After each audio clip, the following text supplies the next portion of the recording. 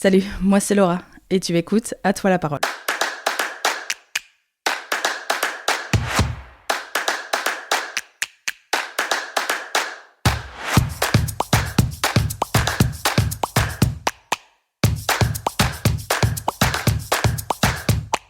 J'ai toujours aimé ma ville. J'ai envie de la mettre en avant et en mettant en avant ce qu'elle a de plus précieux selon moi, c'est-à-dire ses habitants. Nombreux et nombreuses sont les Atois qui ont un projet qui les fait vibrer, un souvenir familial, une anecdote à partager, qui a eu un impact positif sur la ville. Bref, ils ont simplement une histoire à raconter. Aujourd'hui, je reçois Isabelle et Sarah de la confiserie Pilate. Vous voyez le magasin plein de bonnes choses rue de Pintamont 21 à Ath. Lors de cet entretien, vous pourrez donc en apprendre plus sur cette histoire de famille, les différents produits qu'elles ont créés, mais aussi l'avenir de la confiserie. Bref, je suis sûre de quoi vous donner l'eau à la bouche. Sur ce, bonne écoute.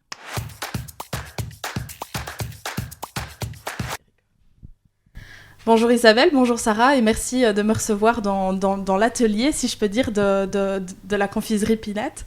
Avant d'entrer en détail et de parler de cette confiserie qui existe déjà depuis plusieurs générations, pouvez-vous toutes les deux vous présenter ? Oui, bon, moi je m'appelle... bonjour Laura, d'abord. Je m'appelle Isabelle Pilate. Moi je suis une Athoise pure souche, c'est-à-dire que je suis née ici, à la rue de Pintamont. J'ai passé toute mon enfance, voilà, et je suis revenue y travailler. Ça fait maintenant plus de 20 ans que je suis revenue travailler ici, à la confiserie Pilate. Alors, mon parcours professionnel, eh bien, avant de réouvrir la confiserie, j'ai travaillé pendant 15 ans dans une société pharmaceutique. Donc, je dirais, dont je le dis souvent, j'ai changé de laboratoire. Après les produits chimiques, je suis retournée dans les produits qui sentent bon et qui font plaisir au palais et au moral aussi, parfois. Oui, qui ont peut-être aussi comment on dit, des effets thérapeutiques, voilà, c'est ça. Qui font du bien. Et parfois, c'était aussi... quand j'ai réouvert, certains clients passés me disaient « Ah, quand je venais à l'académie, quand je sortais de l'académie, j'avais droit à un petit bonbon si j'avais été sage. » Et ça continue. Bonjour Laura et bonjour à tous. Donc, moi, c'est Sarah, la fille d'Isabelle, du coup. Du coup aussi Athoise pure souche. J'ai vécu à Ath, oui. Et je suis revenue vivre à Ath. Moi j'ai toujours voulu reprendre, en tout cas travailler avec ma maman dans la confiserie. Quand elle a repris ses cours au CERIA, moi j'étais en 3e maternelle, donc du coup j'en ai passé du temps dans l'atelier à attendre que maman ait terminé ses journées au magasin. Donc du coup, voilà, moi c'est quelque chose aussi qui me passionne, j'aime beaucoup ça et si vous passez sur la page Facebook, c'est avec moi que vous traitez principalement. Donc voilà. Comme quoi la pomme n'est pas tombée loin de l'arbre. Justement, en parlant donc de plusieurs générations, c'était aussi la base de la confiserie. Si on reprend un peu l'histoire, la confiserie n'a pas toujours été une confiserie. En fait, non, la confiserie n'a pas toujours été une confiserie. Donc, on dit souvent, moi je suis la 4e génération. Au départ, mon grand-père et mon arrière-grand-père étaient boulangers-pâtissiers. Oui. Donc ça, c'était avant la guerre 40-45. Après la guerre 40-45, mon papa avait un frère. Lui, quand il est revenu, a ouvert une boulangerie 2 ports plus loin, donc la boulangerie qui est 2 ports plus loin de la confiserie. Donc il a réouvert la boulangerie. Et à l'époque, avant la guerre, les 2 frères travaillaient avec leur papa. Donc ils étaient tous les 2 boulangers, pâtissiers. Oui. Donc quand mon papa, qui a été prisonnier pendant 5 ans, est revenu, il s'est dit, moi je ne vais pas, il ne pouvait pas travailler avec son frère et il ne pouvait pas réouvrir la boulangerie où c'est maintenant la confiserie. Donc il a décidé de retourner à l'école et c'était au CERIA. Oui. Et il a repris des cours de chocolat et de confiserie. Et donc il a ouvert la confiserie avec sa sœur. Oui. Donc ils ont travaillé à 2. Et alors, oui, il faisait surtout du chocolat, il faisait les biscuits, dont les palettes d'âme, les caramels maison au chocolat, qui étaient faits depuis mon arrière-grand-père. C'est une très vieille recette. Et donc, voilà, c'est comme ça que s'est lancée la confiserie. Oui. On peut donc retrouver un large choix de produits. Quand on rentre dans la confiserie, on ne sait pas où regarder tellement il y a de bonnes choses. Mais que peut-on, par exemple, choisir une fois sur place ? Alors, dans les choses qu'on fait maison, on fait les parachutes, tout ce qui est pâte de fruits, les chocolats, les glaces. On fait également les cornets maison pour les glaces. On fait tout ce qui est biscuits. On fait aussi les lards. C'est vrai que maintenant, on a grandi un peu petit à petit. Avant, c'était juste ma maman et une vendeuse. Maintenant, on est plus dans l'équipe. Donc, on est maintenant 3 dans l'atelier. On a chacune nos postes. Donc, c'est vrai que ma maman, c'est plus tout ce qui est chocolat, les lards, tout ce qui est confiserie, pâte de fruits, les caramels, les parachutes. Puis on a du coup Imelda qui est avec nous dans l'atelier. Elle, c'est plus tout ce qui est biscuits. Et alors en période de fête, elle vient aider en chocolat. Et puis il y a moi en plus qui maintenant j'ai développé plus tout ce qui est boulangerie. Donc à partir du jeudi jusqu'au samedi, on propose de la boulangerie maison. On propose aussi le samedi, on appelle ça le samedi de la pâtisserie. Donc on fait des pâtisseries maison qui sont faites totalement, tout est maison. Donc de la pâte jusqu'à la crème, vraiment tout est maison. On essaye de prendre des choses de la région. Donc par exemple pour le moment on travaille avec des fraises parce que c'est la saison des fraises et donc on les prend à la ferme d'Orménie. Et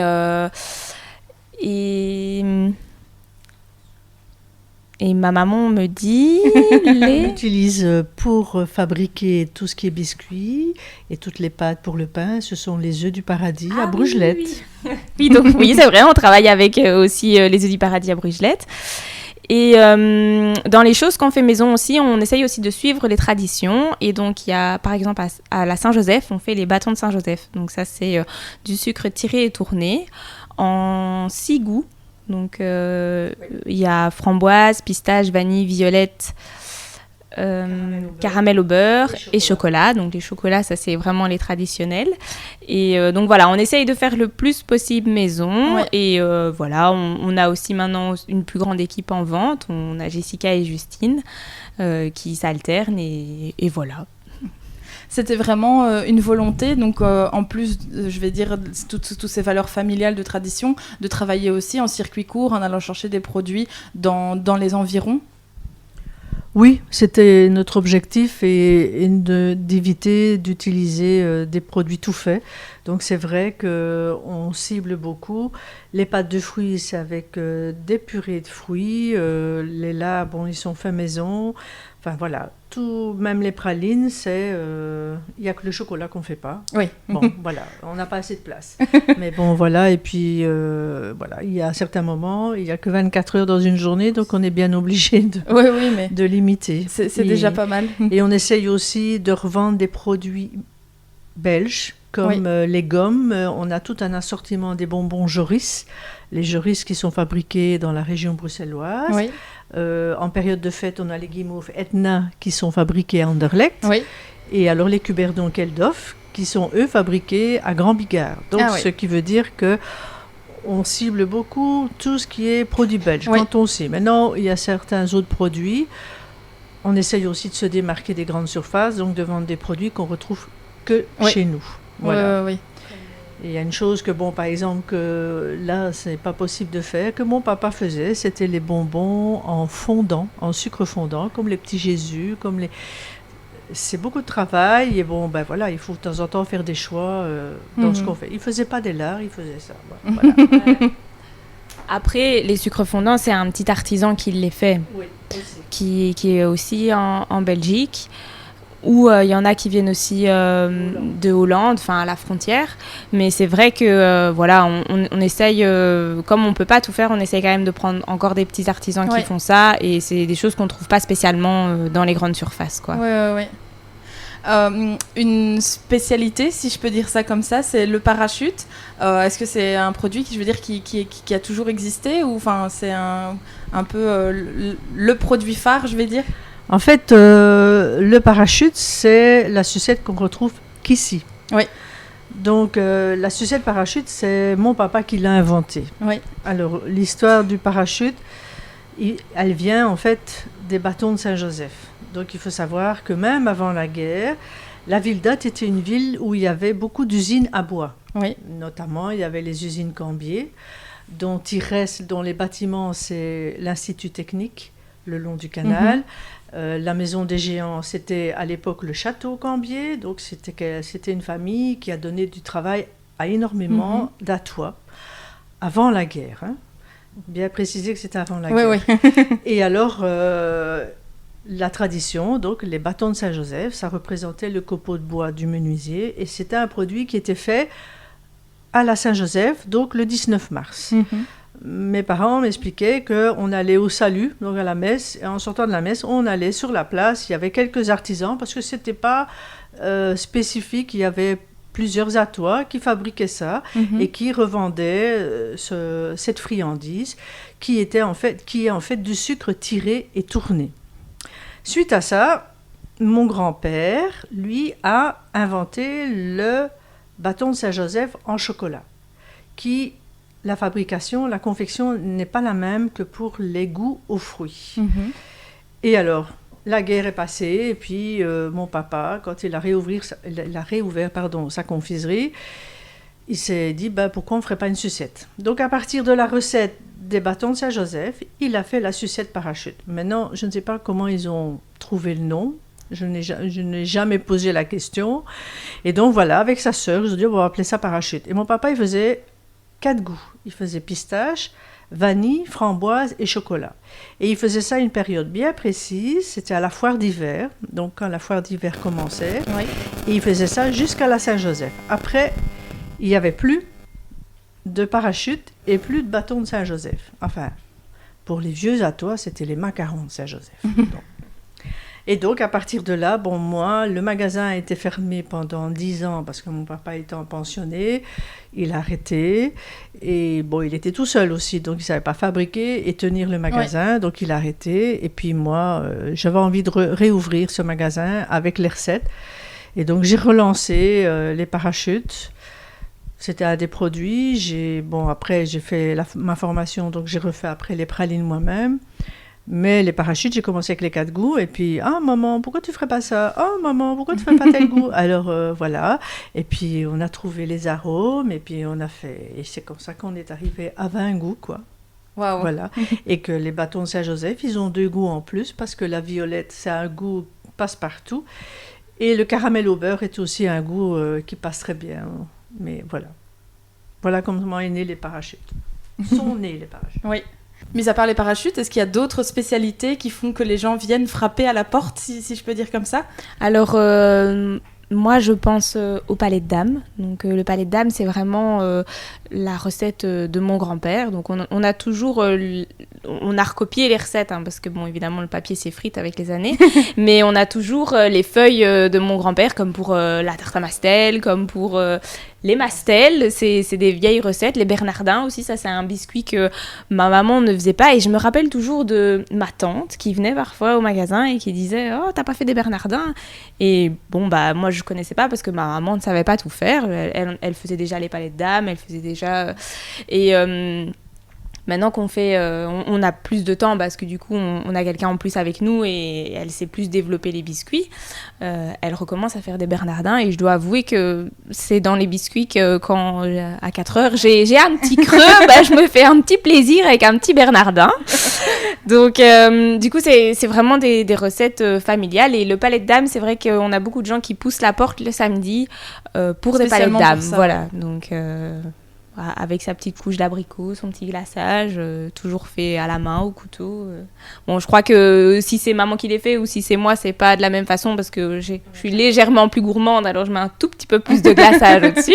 Mais voilà.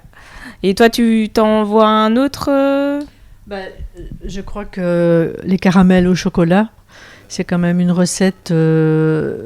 de mon arrière-grand-père, donc ça fait du siècle. Mon arrière-grand-père, c'est en 1800, donc ça remonte effectivement loin, et c'est une recette qui reste, et c'est vrai que quand les gens les goûtent, c'est une saveur qu'on connaît, qu'on apprécie, je vais dire. Et puis comme la recette peut-être se transmet de génération en génération Oui, c'est aussi, ça, en voilà. disant goûte et tu verras, et puis à chaque fois ses enfants, ses petits-enfants. Oui, ouais. voilà, c'est un caramel qui a son succès, même les parachutes au chocolat. Les gens aussi, c'est un produit que les gens apprécient. Maintenant, il y a un nouveau produit qu'on a lancé maintenant, que j'ai décliné en plusieurs choses, c'est le lard. Le lard rose et blanc. Au départ, je faisais de la revente, je ne le fabriquais pas. Et puis, une personne est venue me demander de faire un gâteau en lard. Ben, je dis OK. Donc, je me suis lancée. Et à partir de là, ben, je dis pourquoi je ne ferais pas. Et donc, c'est lard rose et blanc. C'est aussi un produit qui marche bien. Oui. Le lard au chocolat, et puis on a fait des lards coco, et puis les petits oursons vanille, et ce sont tous des produits. Mais je vais dire que la particularité aussi chez nous, c'est qu'il n'y a pas trop de stock. Donc tous les produits qu'on fait, ce sont des produits frais. Ouais. Donc oui, parfois on peut venir au magasin, il n'y en a plus. Parce que soit c'est en production, on va en refaire, mais bon voilà, ça ne se fait pas en 5 minutes. Oui. Mais voilà, il y a pas, on fait pas en quantité, donc il n'y a pas de stock, et il n'y a pas de conservateur, donc on est un peu obligé de ne pas faire de stock non plus. Et donc voilà, c'est comme les parachutes, à un certain moment pendant les vacances, on en fait moins parce que ben voilà, les gens sont en vacances. Oui. Donc, mais c'est un produit, on a 17 goûts, on a du mal d'avoir les 17 goûts en même temps. Ça, c'est sûr et certain, on ne sait plus. Donc voilà. Et les biscuits, ça, c'est vrai qu'on a un choix. Et de nouveaux goûts sont arrivés, comme les cookies, qui, bon voilà, parce que... Voilà, je crois qu'il y a des nouvelles générations et qu'il faut pouvoir être ouvert aussi à tout le monde. Oui, et puis les goûts évoluent. Ouais. Aussi. Les voilà. envies aussi. Et les envies aussi. Les biscuits, les vieilles recettes comme les feuilletés, ça reste. Enfin, c'est un vieux biscuit. Oui, après, mais je veux dire, voilà, les gens l'apprécient toujours autant, ce biscuit, comme un petit peu un boudoir. Enfin, je crois que les gens, parce qu'il part toujours aussi bien, quoi. Enfin, c'est bête, mais quand on dit aux gens, bah, c'est un feuilleté, ils se disent, on ne connaît pas. Puis, souvent, j'essaye de trouver des alternatives à des choses qu'on trouve en grande surface, parce que c'est vrai que, bon, bah, au début, on ne s'est comparé qu'avec ça, des choses qu'on a déjà goûtées, et puis, souvent, quand ils goûtent une fois, ben, après, ils reviennent parce que voilà, je suppose qu'ils l'apprécient et voilà, c'était peut-être pas faux ce que j'avais dit. Donc, rien en tout cas qu'à écouter les différents produits, ça donne en tout cas beaucoup l'eau à la bouche. Ça, c'est... Oui. Peut-être une dernière question. On voit quand même une transmission, je vais dire, du flambeau, de, si je peux dire, la 4e à la 5e génération. Qu'est-ce qu'on peut souhaiter donc à la confiserie pour les prochaines années ? Bah, disons que la confiserie, c'est des sucreries, c'est aussi le chocolat, on oublie d'en parler. Les pralines aussi, on les fait nous-mêmes, c'est fait maison, avec tous les intérieurs, fait maison. Maintenant, la nouvelle génération est là, et c'est vrai qu'elle a de nouvelles idées, elle apporte de nouvelles choses, c'est ça qui est bien. On reste avec nos produits de base, et la nouvelle génération vient déjà avec ses pâtisseries, avec la boulangerie, parce que voilà, oui, notre projet, c'est de pouvoir aussi ouvrir d'autres choses et proposer d'autres choses aux gens, quoi. Oui. Alors là, je vais lui laisser la parole parce que elle a beaucoup d'idées, beaucoup d'imagination. Elle communique beaucoup son enthousiasme sur la page Facebook. Il ne faut pas oublier d'aller la voir parce que c'est vrai que cette page est animée et nous donne souvent l'eau à la bouche. Alors c'est vrai que moi, ma maman m'a toujours appris à garder les pieds sur terre, donc à toujours rester, ne pas vouloir grandir trop vite, ne pas vouloir évoluer trop vite. Alors moi, tout ce que je lui souhaite, en tout cas, tout ce que je me souhaite, c'est de pouvoir, en tout cas, garder les valeurs de la confiserie. Donc pouvoir, je me souhaite aussi de savoir porter le poêlon de caramel au chocolat pour pouvoir le faire sur le marbre, parce que ça, c'est aussi une paire de manches. Mais non, j'espère vraiment que on a plein de projets, on a plein d'envies, en tout cas plein d'envies. Moi, j'ai un petit projet au coin de ma tête, mais que je vais garder au coin de ma tête et que j'espère grandement qu'un jour il se réalisera parce que ce serait vraiment génial de pouvoir faire ce petit projet-là. Mais sinon, en attendant, moi, j'adore partager avec les gens, leur donner envie, que ce soit sur la page Facebook ou quoi. C'est vrai que ces derniers temps, on n'a plus trop le temps de... souvent, j'aime bien mettre des stories. Ça m'est arrivé une fois de mettre une story de notre samedi, donc le jeu à l'heure où j'arrive, et puis l'heure où Imelda arrive, puis l'heure où maman arrive, et puis de montrer un petit peu les coulisses. Et c'est hyper chouette à faire, ce que j'adore, mais c'est vrai que parfois je manque de temps. Je voudrais que les journées fassent 48 heures, mais elles n'en sont que 24. Donc du coup, c'est vrai que voilà, j'espère juste qu'on va garder le cap, en tout cas, qu'on pourra continuer à se développer sans trop grossir et en gardant l'aspect humain. Voilà, toujours en gardant l'aspect humain, toujours en gardant l'aspect artisanal, oui, en pouvant toujours travailler avec des producteurs de la région, parce que c'est important de pouvoir faire vivre les gens de la vie, de sa ville en tout cas, et voilà. Puis on vit en fonction des saisons. Comme vous voyez, ici on a déjà le catalogue pour les fêtes de fin d'année, alors qu'on n'a pas encore fait la Ducasse. mais voilà. En tout cas, j'espère qu'on va garder le cap. Oui. Je vous remercie toutes les deux. Un grand merci. Merci aussi.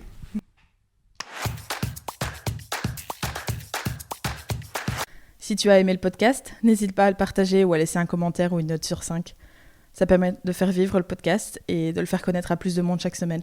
Pour ne rien manquer, je t'invite à suivre la page Facebook ou le compte Instagram À toi la parole. À bientôt pour découvrir d'autres à toi et d'autres histoires.